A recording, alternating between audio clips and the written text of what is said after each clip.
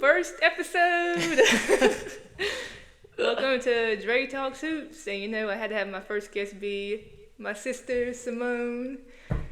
Yeah, so I've been wanting to do this for a while now, and finally, have the means, and just finally was like, boom, need to go and do it. So I'm going to be talking about mostly, of course, hoops, obviously, but I'm going to talk about women's sports for the most part. Then, of course, we can talk about pros, high school, college, basketball as well, like with NBA, WBA, anything, Dre Talks Hoops, with culture, with arts that go in with basketball, fashion's like a big thing now on the scene with styling, like the tunnel walks and everything like that. So, I don't know, I just wanted to, I see like everyone's making a podcast, and I'm like, well, if anyone can do it, I can do it too, and I can just talk about what I want to talk about and like what I want to hear. So I was like, you know what, here we are, and Dre Talks Hoops was formed. So yeah, so let's get right into it. So what I want to talk about in my first episode is, I guess I kind of want to talk about, well, now kind of college basketball is winding down now. Almost some postseason tournaments coming up. I guess we'll talk about women's first. Are there any surprises you've seen so far this season, or anybody like any teams stood out so far? Or I think just like everybody else talking, UCLA is like a sleeper team, but not really sleeper. They're on everybody's radar. Like they wouldn't. It's not gonna be a surprise if they make it to the Final Four, but nobody's been talking about them this year. You think? A little bit. And then me too. I watch mostly the East Coast teams. I don't really know what the West Coast is doing besides like Stanford, SMU, that's in the ACC. I pay more attention to that conference. Of course, you can't forget about Southern Cal. Juju, Kiki, they're balling over there. Just beat the number one team, UCLA. So of course I know everybody thinking about USC, and just imagine Juju's a sophomore as well. Just imagine what she's gonna look like her senior year. Correct. Like yeah, she still has 2 more years. That's absolutely insane. And too, if she really wanted to, could do a grad year. So I don't think she'll stay that long, but I think USC definitely is somebody to watch. I'm excited to see how Selection Sunday comes up too, with how the top fours will be placed in each region. Yep, and of course, you always want to be in the top 16 because of course you get to host the first 2 rounds. So it'll be interesting to see who's in the top 16. A bunch of shakeups and upsets could happen in the last couple of weeks. And of course, the tournament, you never know who might could come out and maybe even position themselves better to be a tournament team or even a top seed. That's true. It is about to be March, and anything can happen in March. Yep.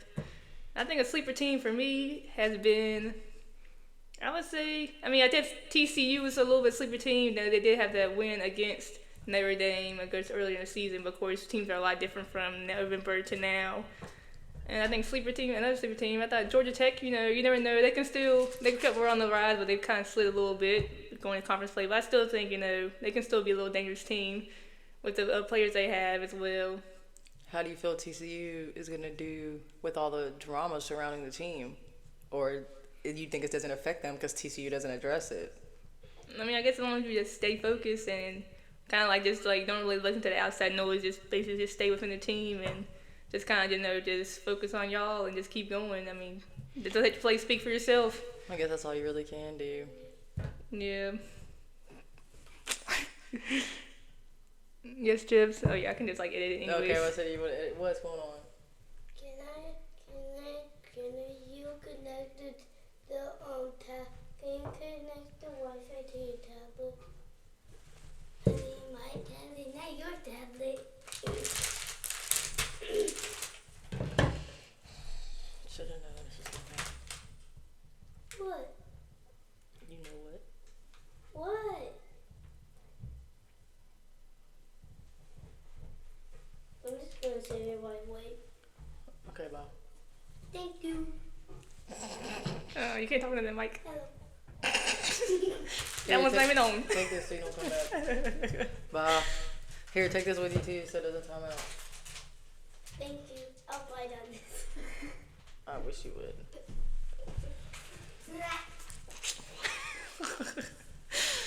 Anyways, what was I saying about sleeper teams? And of course, with the Pac-12 dissolving last year, now all the teams have gone to the different conferences. We have Stanford and Cal now in the ACC. And then also we now have SMU joining the ACC. I know it was in the Pac-12 team, but still a lot of conference realignments because not even, I think it's like only the top 15 or top 16 can make it when the ACC tournament. It's like 18 teams now. So basically, kind of like a lower at the bottom of the barrel, it's going to be even harder if you want to even try to make the NCAA tournament. But of course, you got to be tops of the tops to actually make it. And then of course, Texas, Oklahoma, they went to the SEC, and then we have USC, UCLA, and Oregon joining the Big Ten. But it's kind of like I like still USC and UCLA. They still have that rivalry with them, and so I'm glad they stayed in the same conference as well. And then Arizona State, and Utah joined the Big 12. Do you like the new realignment, or what you think about it, or do you think? Because I was kind of sad to see the Pac-12 go, but obviously money talks. So of course, in football teams, so kind of like it dissolved. But what do you think about the new conference realignments? I think it'll be good for college basketball. It makes the conference stronger, and just like you said, especially with the ACC, if you're the bottom four, your season's over if you don't even make it to the conference.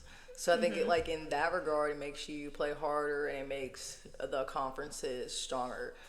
All the conferences that realign, I don't think any, besides the ones that dissolved, I don't think any conference really lost out from the new teams that they added to their thing and made their conference stronger and made their conference play strong. Because you have some big teams, nobody they play in their conference is like give you any good points for NCAA bid besides winning the championship, the tournament. So now your conference play wins, I think, hold a little more weight than your non-conference, or you don't have to make your non-conference schedule so brutal because your conference play now is up to par with what you would see in the NCAA tournament. Yeah, and also give a chance for the West Coast teams to come to the East Coast. Obviously, I know a lot of them talking about, how the West Coast and East Coast, 3 hours behind. How can, the West Coast haven't really doing that well once they come out to the East Coast. But I like it, USC, of course, they can come to Maryland now, and then obviously Stanford, Cal, they can come over to the East Coast, or the Triangle, so we can be able to see them play a lot more often now than we could have, if they're on the West Coast. Obviously, not that many chances, but now we can see more West Coast teams coming to the East Coast. So I feel like it's more exposure, so it's all like a win-win for each conference, even though, I know the timing might not be help, but it's basketball, you just gotta play. Yeah, I think the adjustment, you just have to adjust.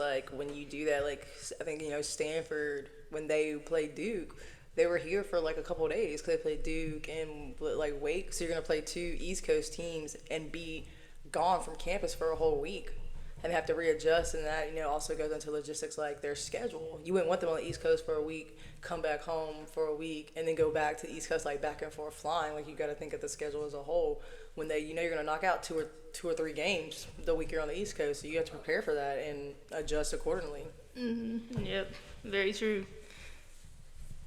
But yes, I'm excited to see the tournament in postseason because I feel like really is anybody can win. I think it's there's the most disparity or parity within women's teams that you can see. You don't know who might win. I don't know who might win. Anybody really has a chance. You just never really know. Right. And I love that about women's sports. It's you don't really know who might win. And I think that's just the excitement around, especially women's college basketball. It's kind of towards the men's now. You don't really know who might win. Just get in and see what happens. Right, and it is too anybody can get beat on any given night. South Carolina just got mollywopped by UConn, and nobody saw it come. People figured it was a close game, not a blowout.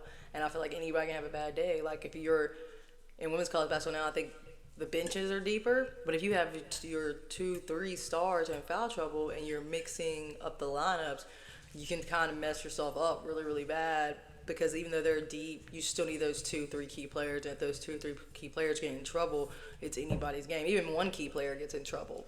It's anybody's game in foul trouble. So I think college basketball, men and women's, anybody can win on any given night. And I'm excited for March for the upsets. That's what I love the most about March is upsets. Yeah, very true. Because it's very important to have a good bench. Because if you don't have a bench, starters, of course, stars can show up, but, what are you going to do when they need that little rest or break, and, the bench can still bring it, and still, there's no, let up.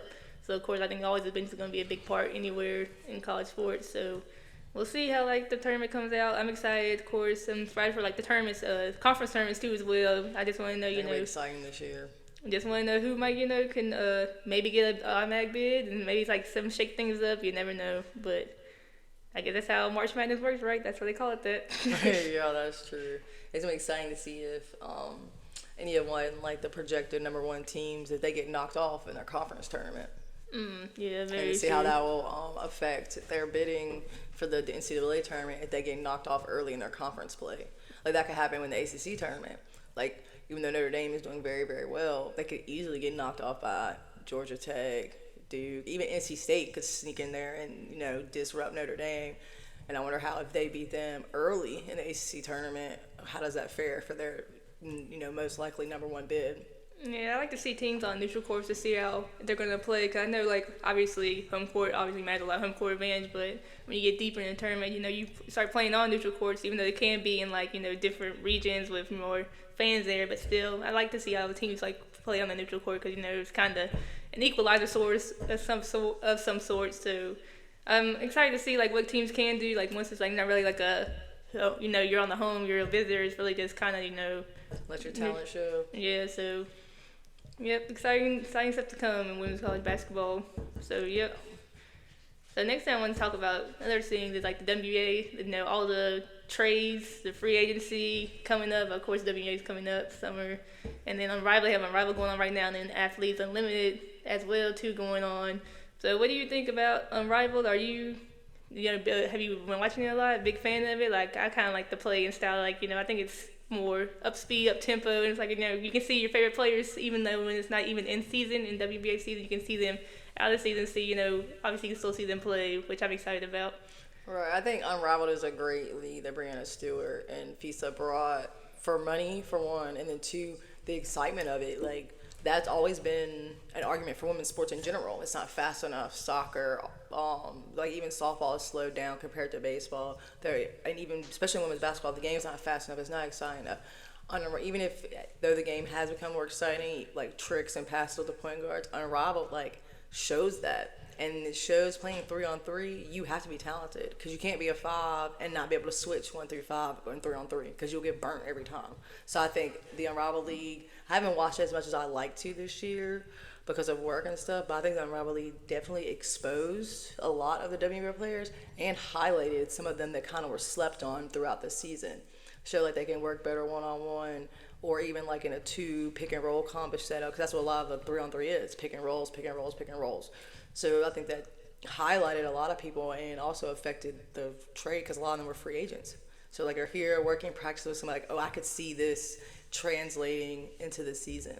I think the Unrivaled can almost be not necessarily a developmental league because you have superstars and stuff playing, but it is a better, or at least we get to see them develop over the off season versus people playing overseas. We can hear about them playing overseas, but to catch female basketball overseas is very hard to do. I don't think I've ever even seen one. Yeah, and with the the TV deal that they got with TNT and through HBO Max, obviously it's pretty, I guess, easy to be able to just watch it go in to the app or and you can watch it. So it's very a lot of exposure, and of course 3-on-3 your defense is going to be exposed in on 5-on-5, and I feel obviously the money aspect as well. You still get played while you're playing. You don't have to go overseas, and you can stay in the States and play. And I think also that even though it is 3x3, I feel even stuff that they implemented, of course a faster shot clock, and then instead of free throws you shoot 1 free throw for 2. And they had that 1v1 tournament, which I thought was pretty cool. We could win $200K. Mm-hmm. So yeah, I think women's basketball is very up in the rise, so get your stocks invested. I think, I feel I can't wait to see what the WNBA is going to look like maybe in 10 years down the road with all the expansions as well. Hopefully the Charlotte Sting come back. I really love them to come back so catch more games. Oh, yeah, or the Tennessee Summit. That'd be 2 close teams to us that we could catch games for. Yeah, that's true. Very true. But, everybody's putting in now an expansion, putting in a bid for expansion teams. So. Trying to get it before the money. It's an investment. Yeah, so women's sport is definitely an investment now. It's if you can put Peyton Manning and Candace Parker with the Tennessee Summit, that's a perfect thing right there. I don't know who's invested in the Charlotte Sting, but I know a lot of NBA players and professional athletes are just interested because, like you said, WNBA Unrivaled in the next 10 years. It is going to be crazy to see where women's basketball, women's sports is in 10 years. And then, the athletes, they have a chance to, talk to the other athletes, if they're, know about free agency, they could, be in their ear about which teams they might want to go to and everything like that. So, I think, when I saw the trades come out, the most surprising, I guess, was to see Alyssa leaving, Connecticut.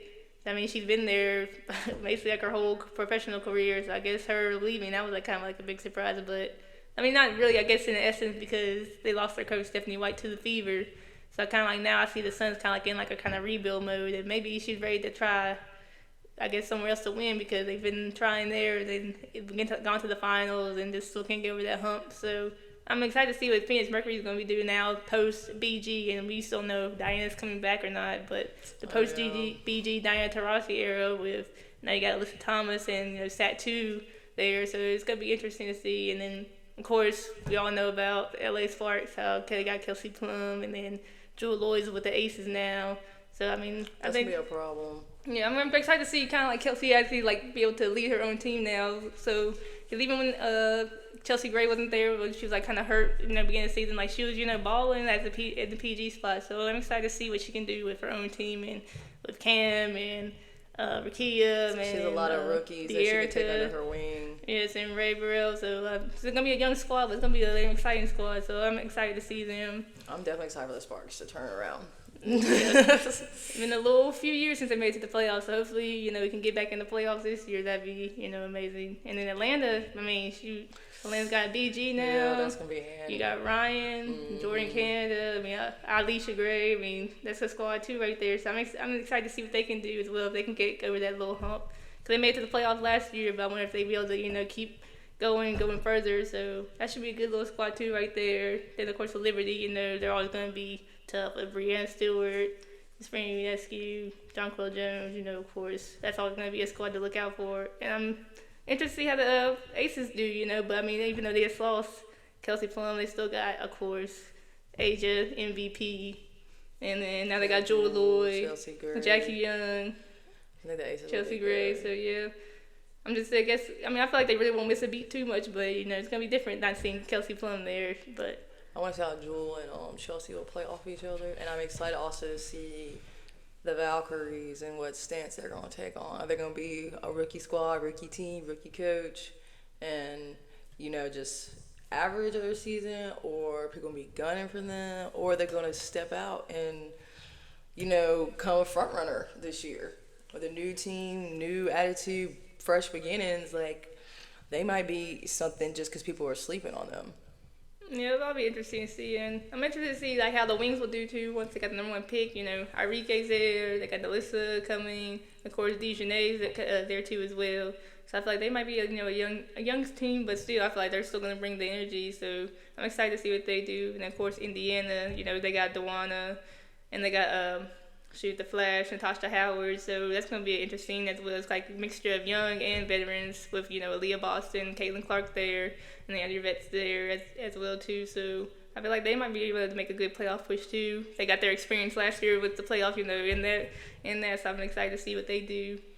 Yeah, I think the Fever is going to be a team. Like I know people say, and I'm definitely against people calling it like the Caitlin Clark effect, but I think Indiana as a squad definitely has that. Like, and then too, like, they had the 2 back-to-back number 1 draft picks. Like, people sleep on that. Like, they have the talent.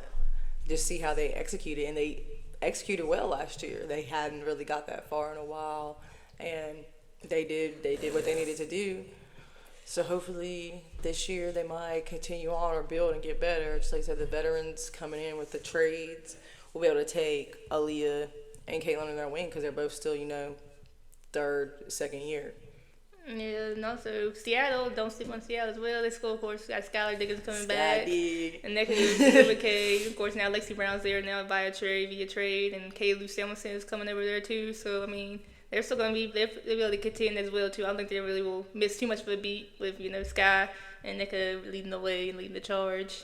Yeah, they'll probably be okay. But I'm excited. The WBA is definitely going to be exciting this year. I think the Unrivaled also put a chip on the WNBA players' shoulders about wanting to get in next season with Unrivaled. So that might translate into WBA, like, it's going to become like an elite group of people, like who's going to join them, who's going to expand, like is this going to be helpful for the current WNBA players to go to Unrivaled during the offseason, but you got to negotiate a contract. So I wonder if that's going to put like a shoulder, like, okay, obviously I want to win a WNBA championship, but this is also me, like, if I want to stay in the States and play, I also need to be productive here so an Unrivaled team will draft me. Because I don't know how that's going to work next year, but I would assume the same players are going to stay on the same team and they'll have like a draft class. Well, there's a new CBA going into effect next year. That's why if you've seen most players are just signing like maybe like 1 year deals because they're still doing a bargaining agreement. But of course, I feel like they're gonna get paid more as well. That's why you only see the 1 year deals. So I mean, WNBA expanding. We'll have Toronto, Tempo will be joining after next year as well. And then Chicago, of course, Angel Reese. I'm excited to see what she's gonna do in year 2, her sophomore season, and with Camila Cardoso. And now they have like a veteran PG with Courtney Vandersloot joining them. Mm-hmm. So they're gonna be interesting to watch too as well. I feel like once they get that experience, and now it's kind of like a mixture of the vet and the youngs youth. I feel like they might be, a sleeper team as well, just to make it into the playoffs. But you never know. I mean, I feel like I don't know if the Liberty might repeat or not. I feel like it might be a different team. Who knows? I mean, the Liberty might still come back, stronger than ever. Cause I just signed Isabella Harrison as well too. So I mean, that's another good front court player for them. So I mean, I feel like the Liberty, of course, they are gonna have a chance to repeat with Stewie and still come back. But I don't know. I would like to see who might be able to challenge them. I mean, the Aces might come back stronger than ever. You never know what might happen. So I'm excited for the WNBA season start up. Can't wait till May. And of course, H's new shoe as well coming out with first signature shoe, the A1. Excited for that. Excited for all the new opportunities and everything for the women's sports as well too. Right, I love her shoes. Not that I would ever wear them because I don't play basketball anymore, but the colorways, I like the black ones I saw today on Instagram. And then I like her pink ones, of course. Yeah, but I think about her basketball shoes, I feel like you don't need to play basketball, and you could still wear the everyday shoe. Really, that's why I think I like her shoe too as well. Like if I just wanted to just wear it, I feel like it looks just comfy enough just to wear it as an everyday shoe. True, that's what Dawn was saying. My Asia's shoe that she wear because it was comfortable. She's like, I wouldn't wear them if they won't comfortable. I'm too old for that. That's why I feel like when basketball shoes are more leaning towards now, kind of like you can wear them as like a basketball shoe and everyday shoe. Like even like fans, if they don't even play basketball, they can still come out and support and still wear the shoe. Yeah, I like Sabrina's shoe. I think Sabrina's shoe would look good with athleisure. Yep. Of course, yeah. It's always good exposure just to even get a shoe. I mean. I know they've just been like a long time coming, but I'm glad she get her shoe, she can get it out there. So I can't wait to see how her shoe evolves and all the different colorways and what she's gonna do with it right now. Cause I know people are gonna go crazy for it, and little girls are gonna love it. Yeah, I hope she dunks in the shoe. Cause what she said, she said, "Let me drop my shoe first before I dunk." So that means it's time for her to dunk this season. Yeah, so I'm excited to see that, and I guess more so lean towards fashion and stuff. I guess the walks. I love watching the walk through the tunnel fits as well. I like how everybody I guess ups their fashion each year. So I'm excited to see the tunnel fits. And of course, I forgot about Minnesota. I can't forget about them. The Lynx, they were in the finals as well too. Feast is a beast, man. I don't know. Yeah, she's pretty good too. So that's definitely a sleeper team everybody forgets about, but they're good. Yeah, I like the Lynx. I like the Lynx a lot. I feel like it's got and they're really a really good balanced team, I mean, of course, Nafisa gonna get hurt, and she's the leader of the team, but it's as well the people who help her out. Courtney Williams, Kayla McBride, man, she's been playing awesome too and unrivaled. I love Courtney Williams. So yeah, I'm excited to see what they do as well too, and I feel like she's gonna be on the mission now that she wants to get back to the finals. So the Lynx are gonna be good too as well. So it's gonna be an exciting season, and it's like 40 games and everything now. So man. And I just know that I can't wait to keep seeing the WNBA, keep on getting bigger, better. Just can't wait. Me either. It'll be fun and exciting over the next couple of years to see and go to games. Yeah, especially hopefully you can go down to either to a game in Atlanta or DC. I know the one in DC was pretty fun as well. So I mean, it'd be nice to see Atlanta get some AC. I don't know who. I'd really be interested to see anybody really play. Right. With the WNBA team is it was a really fun experience to be there. Yeah, I feel at least for me personally, the WNBA, I wouldn't care just whoever's playing. I think the experience would be fun versus the NBA. I'd rather go to a specific game and see specific players. But the WNBA, the Sparks my team, but I wouldn't mind seeing any team in the WNBA play because you got superstars on all the teams that you dang, I really wish, I guess we were just talking about a couple weeks ago how, you have signatures from Kayla McBride, Jewel Lloyd, and all that when they played at Notre Dame. And we saw them play Duke and Hampton. That's crazy. And to see them now and see them play again, it's but we saw them play when they were in college, in person, and that's crazy to look back and think even this college class now, it's crazy to think the Duke players we go see or even the teams they play that some of those girls are going to be in the WNBA and then see them again in a few years in the WNBA jersey versus their college jersey is a surreal experience. Yeah, definitely.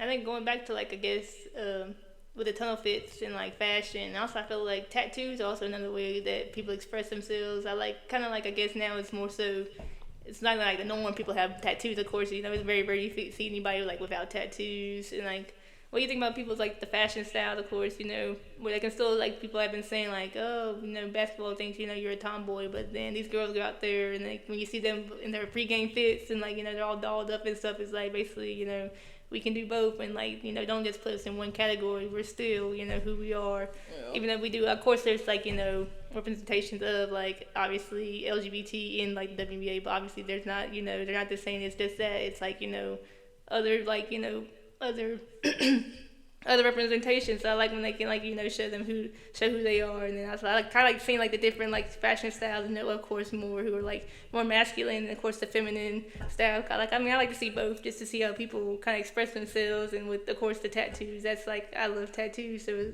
I guess I like when I guess like how the culture is changing where tattoos just are the norm. Like what do you think about the fashion and the culture surrounding basketball now? Was like that's like a thing now. You gotta like have a fit. You want to see the pregame fit when you walk through. Yeah, I think that's definitely become a thing over the last several years. I think it's always been a thing, especially the WNBA and NBA tunnel walks. But with social media and how it's evolved over, say, like the last 5 years, I think it is important. I think it's a part of the game. Like they talked about last year, like Asia Wilson and the white tee, like that means she means business. And like of course she watches the internet too and sees that. Just like Skylar Diggins in the bun versus the slick back. Like as you were saying, the tunnel fits like have your different swag versus like masculine, feminine, or different what you represent, or like even players. Is it Jackie Young who makes clothes? Oh, not Jackie Young. It's Tiffany Hayes, right?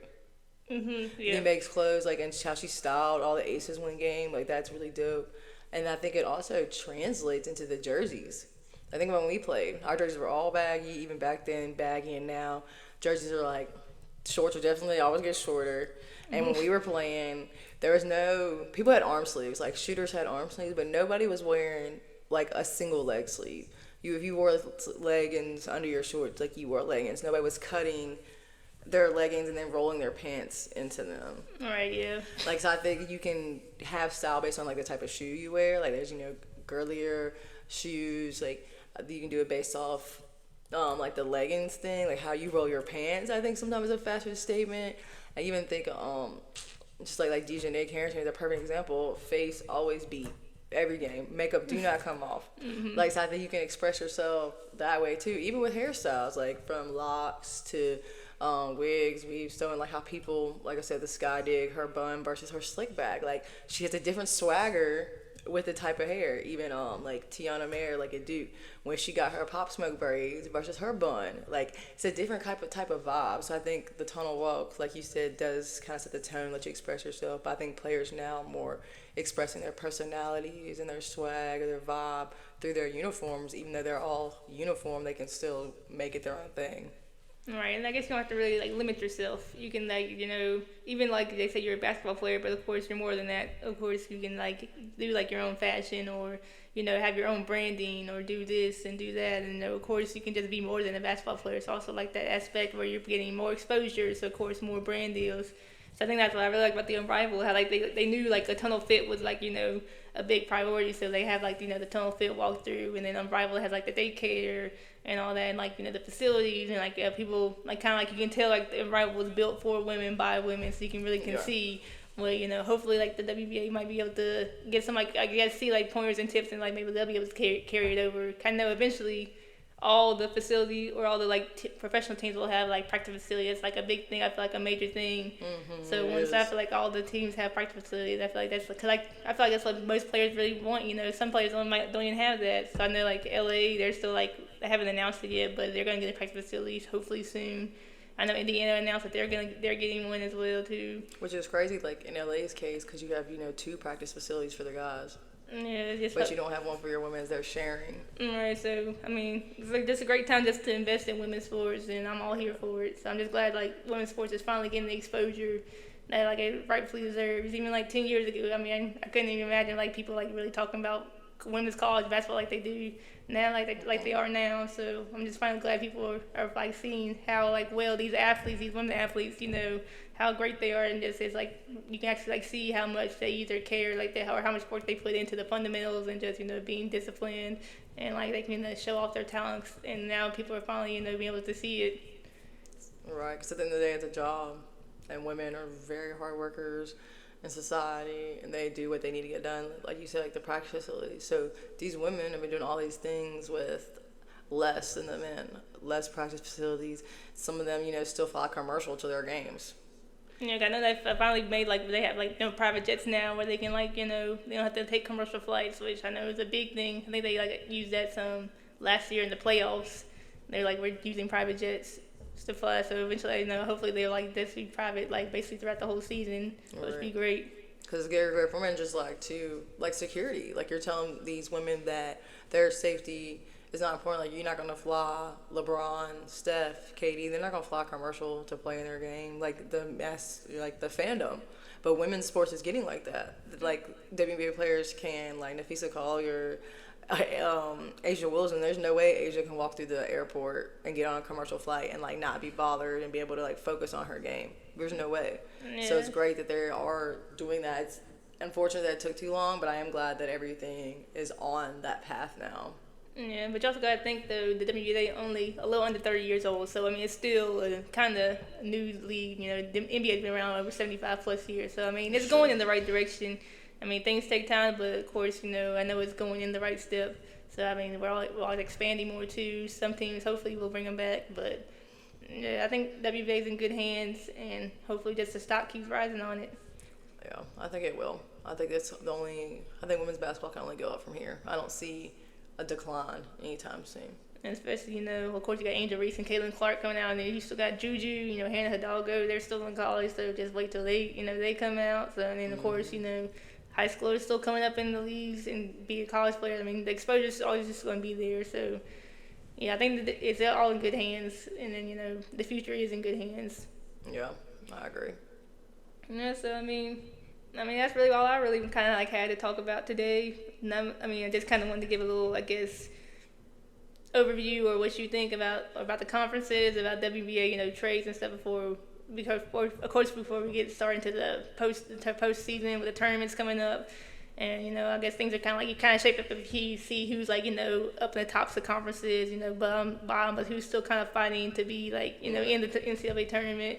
And, of course, WNBA season's right around the corner, too, as well. And we still got Unrivaled going on, I think, maybe for another few more weeks or so. I know they're about to be getting their postseason. So, boom, like, once you go to Unrivaled, then, WNBA is starting up. And then, of course, you can still watch women's college basketball. So, I mean, it's not really much of a break, which I love. So, it's basically college almost year-round, which is amazing. Yeah, that's the best time. March and April, end of February, March, and beginning of April is the best time for sports. Yeah, so, thank you for watching, and I hope you enjoyed the episodes, and just stay tuned for another episode, and this is DreTalksHoops.